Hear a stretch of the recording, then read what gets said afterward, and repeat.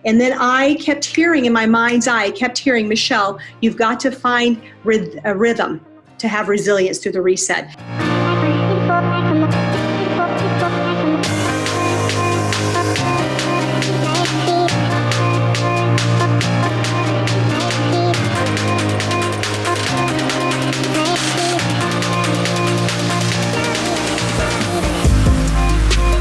What's up, everybody? Welcome back to this week's episode of It Takes Grit. Guess who's in the studio with me today? Dr. Michelle Robin. She is the founder of Your Wellness Connection. She's a chiropractor. She has a podcast, and she is a best-selling author. Michelle, how you doing?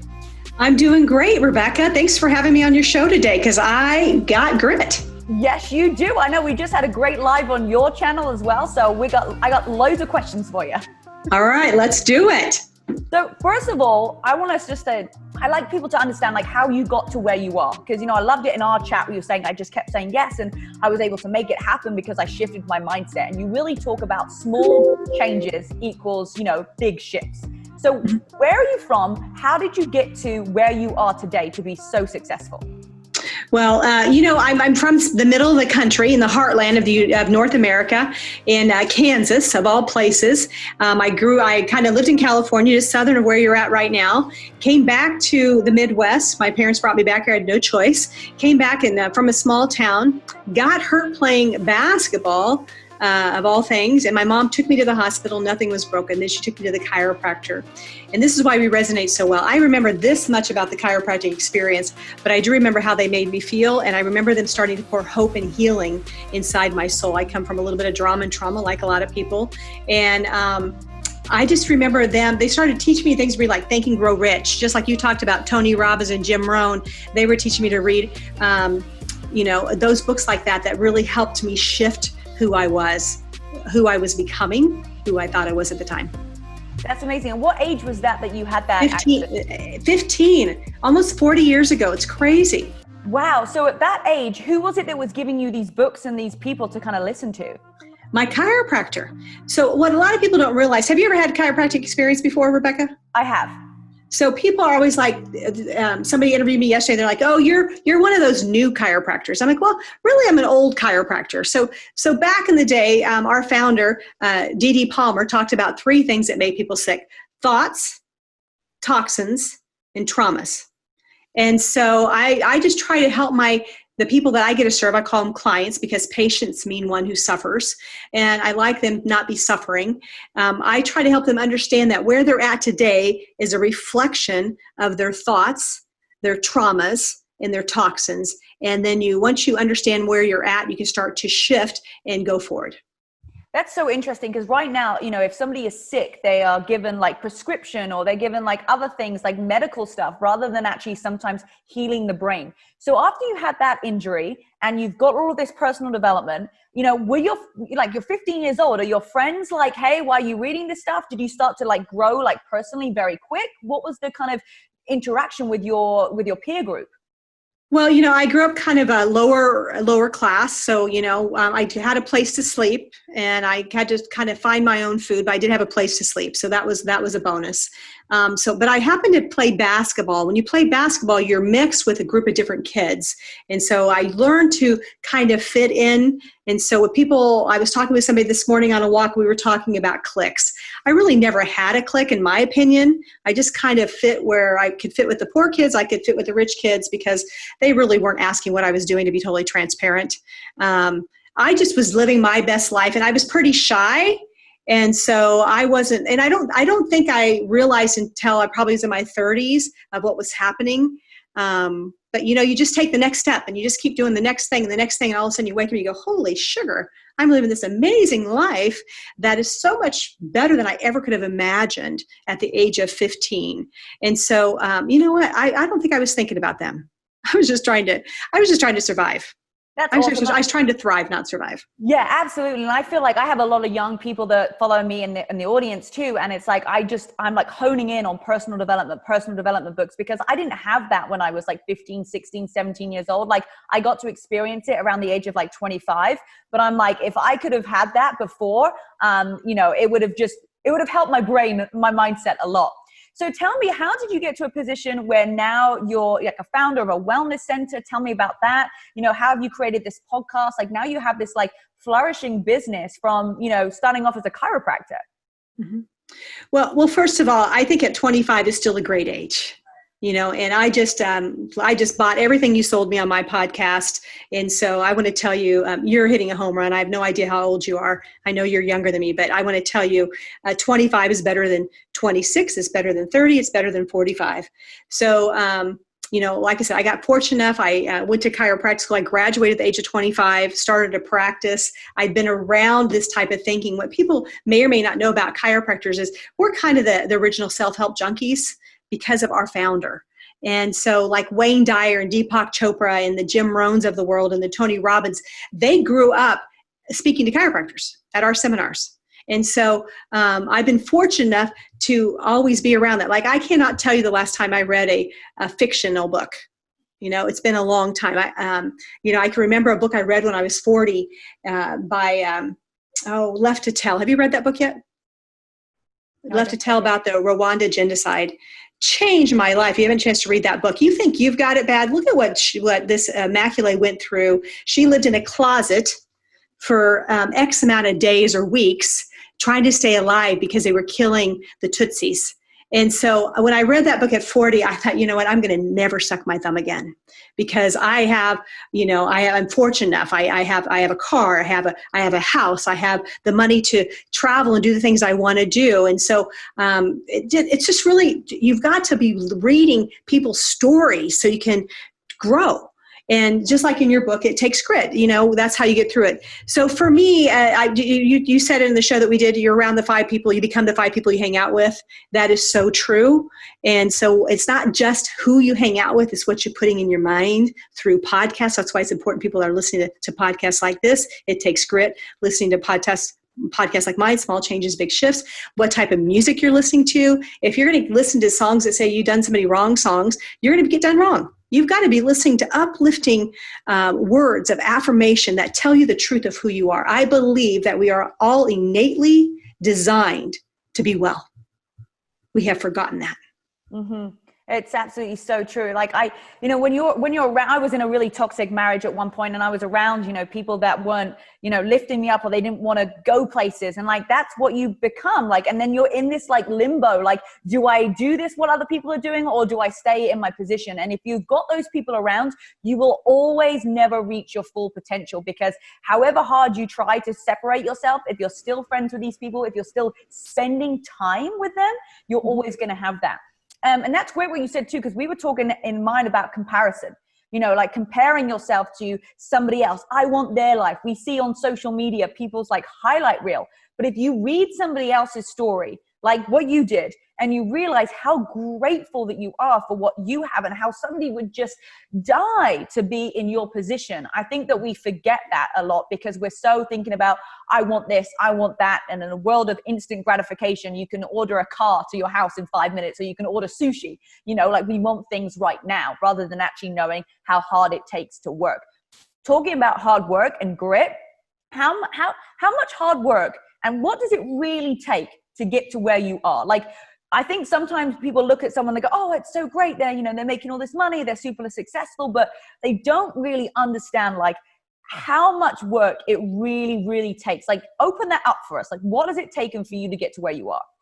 Well, a saying comes to me, if you want what I got, you got to be willing to give what I gave. And I want to tell you, I've had the privilege of being, surrounded by a ton of associates. One time I had 35 at the top of, in our center, we have chiropractors, acupuncturists, nutritionists, massage therapists, estheticians, yoga people. And what I want to tell you is many people don't want to give what it's taken. And they come to your beautiful home and they say, I want that beautiful home. It's like, well, you know what? It's taken me 40 years to build this home. And it takes, I work a lot. First of all, I feel it's my calling. I'm on a mission to make generational change to 5 to 30-year-olds through my foundation, Big Shifts Foundation. We've got to shift what's happening, not only for physical health, but really for mental health. Because I believe once you heal your heart, you will do your tasty recipes. You'll also do your fabulous workouts. But when you don't love yourself, you won't do any of that. And so you've got to go in and dig deep. And most people maybe don't know where to go, or they don't want to invest in that. I've invested so much into my business. And some days I'm like, God, if I wouldn't have invested that, then I would have more money and I'd be able to retire. And I think, well, you know what would I do if I retired? How boring would that be? And instead I'm changing a life at a time. And so, it's a lot of work. People say, what days do you take off? Not very many. I may take off 6 hours or 8 hours, or sometimes I may take off a weekend, but I would say you're rarely off when you're in the business that we're in, because you're in the business of inspiring people. So it's a lot of work. I would tell you that it's way more work than I ever thought it was going to be. But the reward, once again, as I told you, I was a poor kid growing up. My father died when I was 8. My mother has been obese since I was 4. I have 3 brothers. I would say I have a twin brother who happened to, he's financially successful. I'm not sure his heart is exactly where he wants it to be. However, I have done the work. I've put in the time, and there's more work to do. Okay. Yeah, so it takes work to continue to invest in yourself. And when you have those moments of not feeling good enough, or feeling like you're a fraud, or who do you think you are, you just got to take a deep breath and say, okay, what's the truth? There's a book by Byron Katie where she says, is it really true? Have you heard of her book? Mm-hmm. Yes. Is it loving what is? I think it is. Is it really true? And I've also done the Hoffman process. And so you've got to invest in yourself so that you could be your best version, because the world's depending on us it's depending on people like you and me, because we've got a lot of pain right now. That's awesome. Yeah. It's a challenging time. Like 2020 has really flipped things. I was talking to someone this morning. It's like, you're just not sure. And even last night, my boyfriend, who's American, and I don't think he quite understands. I'm like, Americans, you can't go anywhere. And we've traveled, last year I went to 14 different countries. That's just what we do. That's part of our relationship. So this year we're trying to navigate that new thing. And he's on the, internet last night, and he's like, oh, we really can't go anywhere. I'm like, I know, you can't. And he was literally, I could see a shift in his body and his brain, who was like, oh, for the first time an American is not welcomed in, because typically everybody wants an American in. It's great, you love them, they tip well, you don't get tipped from English people, but you get tipped from Americans, right? So I think it was that the realization. What do you think has been the biggest shift for you this year? How has 2020 been for you? How have you had to adapt and pivot, because you have a wellness place? Well, the first 6 weeks were interesting, and as a leader, people are watching what you're doing. You're under a microscope, and that's why you really got to walk the talk, else you become the 5-letter F word fraud. So I had to, the first 2 weeks, just like everybody else, was uncertain. You're like, am I bringing COVID home to my family? Am I giving it to my patients?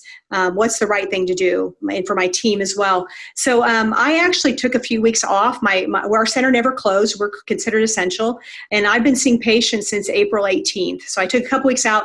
And then I kept hearing in my mind's eye, Michelle, you've got to find a rhythm to have resilience through the reset. So what I did is I did a 30-day session on my Facebook and my LinkedIn about building resilience. And I called my friends. Now you're my new friend. I'll be calling you if I ever need to, and say, hey, I need your help building resilience with my community. And so every day we would do an interview, and we did it on Zoom so people could join us. And we talked about building rhythm and building resilience. And when you start focusing on that, you can't focus over here on what you don't have. And so I would say one of the best things for me is I quit seeing patients 5 days a week. Because that kept me from really doing the next phase of my career, which is speaking. And I've been speaking a ton. I love virtual speaking. I was walking with a friend today, and she actually wants to do some speaking. And she's like, I said, I don't know. I've loved virtually. I don't have to travel on a plane. You travel on a plane and you do a 1 or 2 hour keynote, and then you have 48 hours because you got to get back home. And so I kind of loved this part of it. But I'm also with clients all day long on the 3 days I'm seeing clients. And so I'm getting that fill of people there. But the biggest thing is really realizing that you've got to take personal responsibility for what you want in your life. And it's time for me to say, okay, what is the next phase of my career? And I'm not sure I would have done that without COVID 2020 or COVID-19. What's really important, what you said, I'm going to highlight that, is that you were so focused on what you were doing that you didn't realize what you weren't doing. And I think I can relate to that because there was a 24-hour period where I was like lost, but all of a sudden I was like, nope, I'm being thrown in. I'm doing live workouts. I'm creating this. We're going to have a new app that came out. And I haven't even looked back since the 15th of March. I have not looked back. You know, Monday is going to be my first like day off. I'm flying. I'm going to go on a little trip because I haven't been anywhere, but I've been so immersed into something new that that's been my focus. And I feel like if you know, people listening out there and they're still feeling unsure, they're still like in fear of what's going on, you have to adapt. You have to pivot, right? Because when your focus changes to somewhere else, like Jim Rohn says, you know, where focus goes, energy flows. You know, when we have that focus into something else, that's where all of that positive energy is going on. If you're focused on all the things that aren't working, that it's not happening, that I don't know, I'm unsure, I'm anxious about this, then that's what your life is going to be.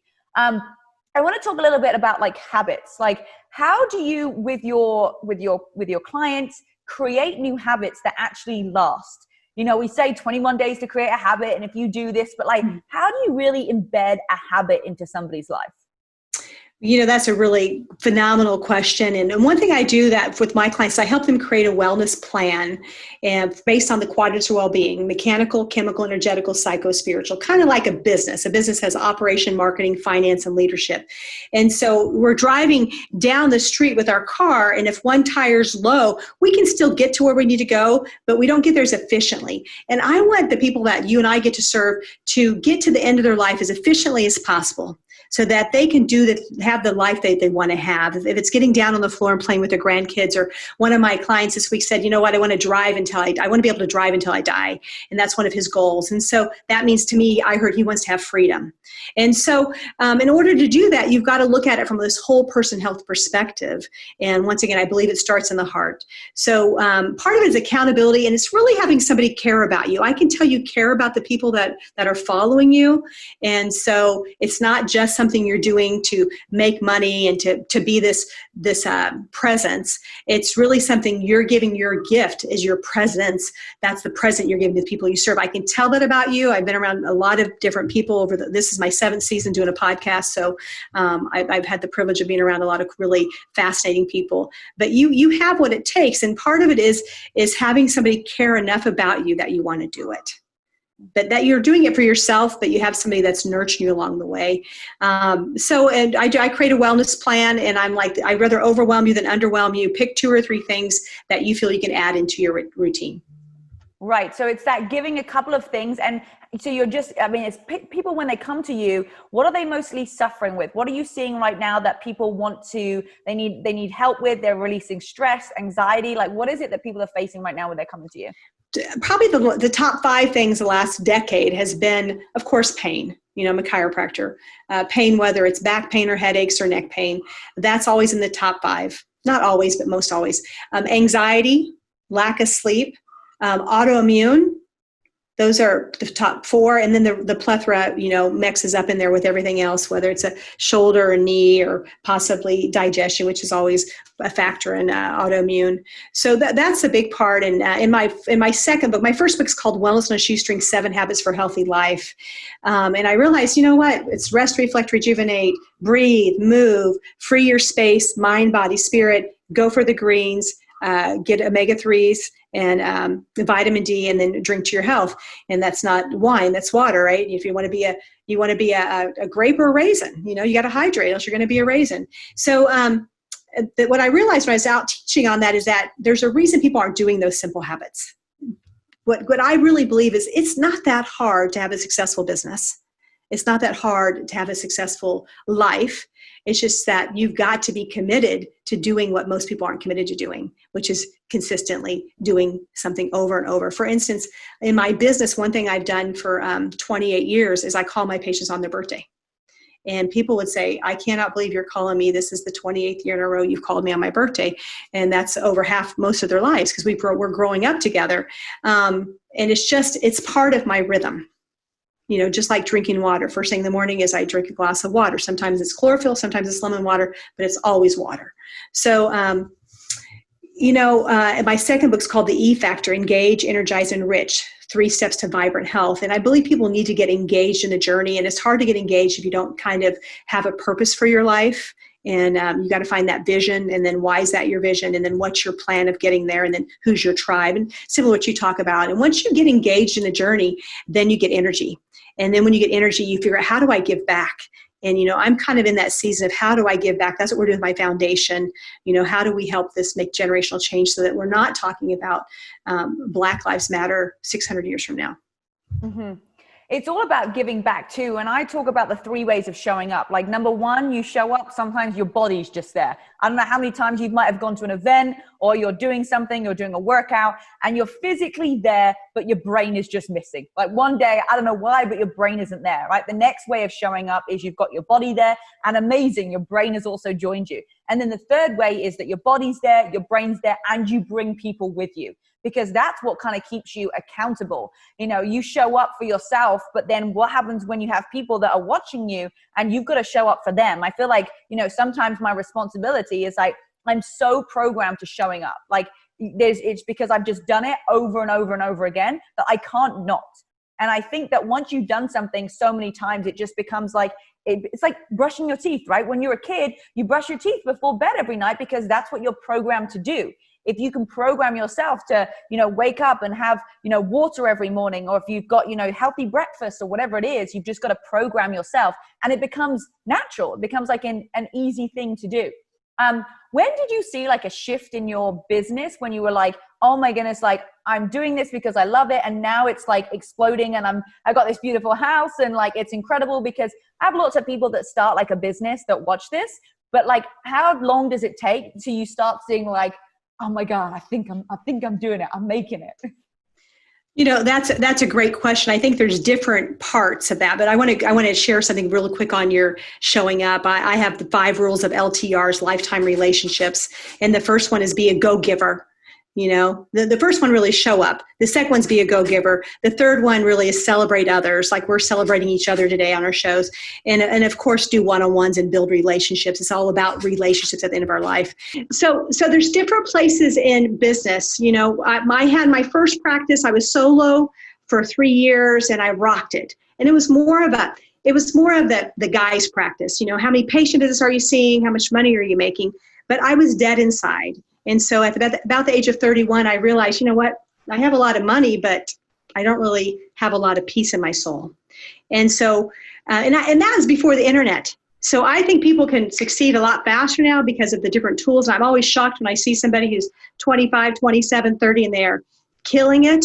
And the question is, are they killing it is it just a financial gain? And it's okay to have that at some moment, because you have to kind of grow into this.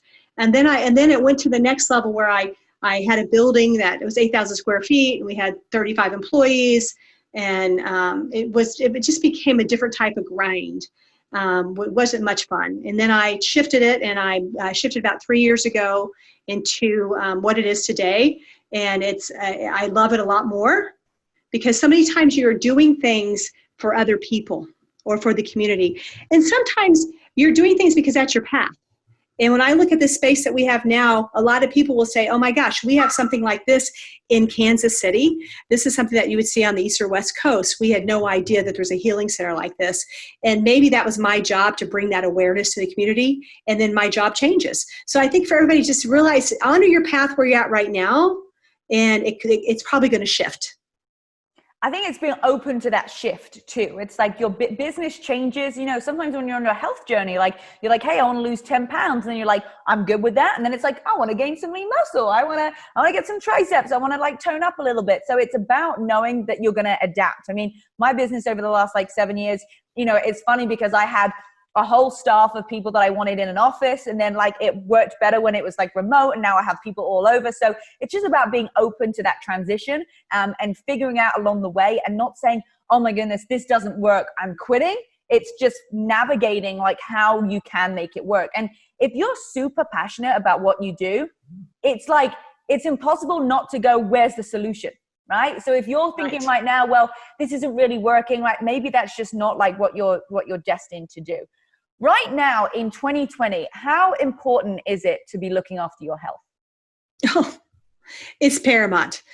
For 2 or 3 reasons. I'm creating a little handout right now about pre-COVID, and I don't know about you. My pre-COVID life is similar to my during COVID life. You know, I've maybe added a few different supplements.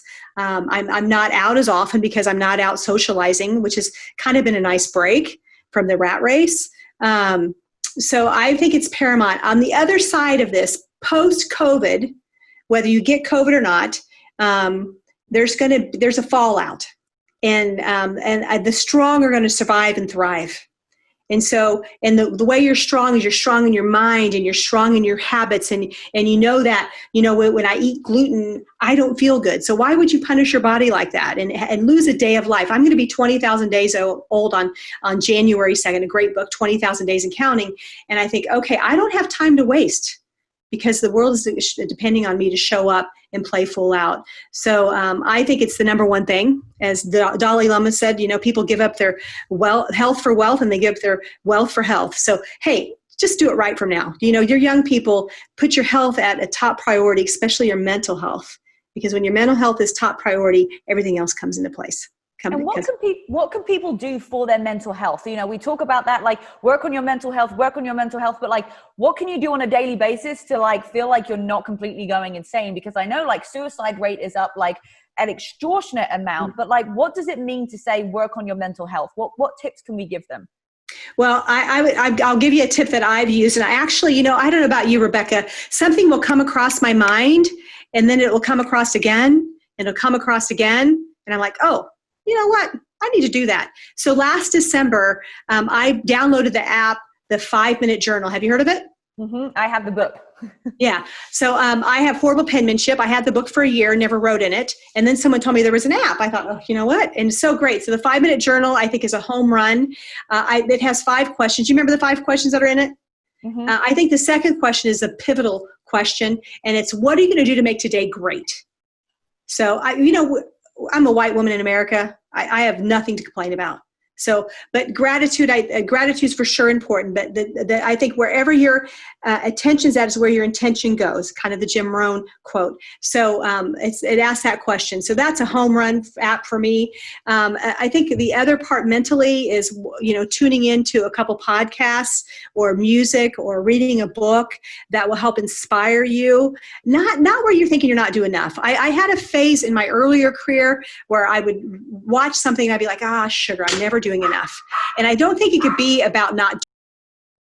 It needs to be about what you are doing right now and what you can be doing. And so that's another thing to do, is what you're doing there. And also just make sure you're surrounding yourself with the right people. Yeah, that's a big thing, is like, who is your social group right now? Who are you talking to on a daily basis? And who's like lifting you up? Because right now we all do need each other, and it's about finding those mentors.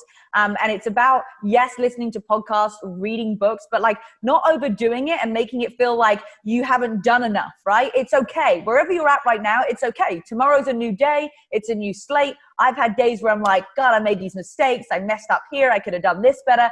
But it's like, I used to like literally ruin me for days. And then what happens is you get mad at yourself for being stressed for days, and then you've lost even more days, and then you're mad at yourself again because you've been mad at yourself. And at the end of the day, you can't even remember why you were originally mad at yourself, right? So I get that as well. So let's just end on here. What is the biggest tip that you can give people, for just getting out of 2020, and how can they set themselves up for 2021? Well, I would say the biggest tip is be kind. Be kind to yourself.